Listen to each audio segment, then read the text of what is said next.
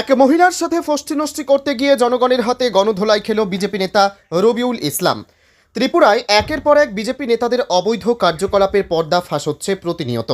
এবার ত্রিপুরার সিপাহী জলা বক্সনগর বিধানসভা কেন্দ্রের কলমচৌড়াস্থিত করল্লাটিলা গ্রামে এক মহিলার সঙ্গে ফষ্টিনষ্টি করতে গিয়ে ক্ষুব্ধ জনগণের হাতে গণধোলাই খেল কলসিমুড়া গ্রামের বিজেপি নেতা তথা বিজেপি বিধায়ক তোফাজ্জল হোসেনের অত্যন্ত কাছের মানুষ রবিউল ইসলাম।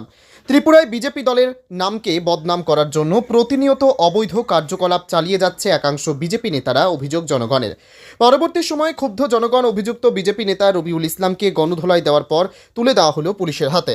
বক্সনগর বিধানসভা কেন্দ্রের অন্তর্গত কলমচৌড়াস্থিত করল্লাটিলা গ্রামে এক বিবাহিত নারীর সঙ্গে আপত্তিকর অবস্থায় জনগণের হাতে ধরা পড়ে বিজেপি নেতা রবিউল হোসেন। গ্রামবাসীদের অভিযোগ, সে জায়েদ মিয়ার স্ত্রী জেসমিনের সঙ্গে অনৈতিক সম্পর্ক গড়ে তুলেছিলেন। এই ঘটনায় বর্তমানে গোটা গ্রামে জনমনে তীব্র প্রতিক্রিয়া দেখা দিয়েছে।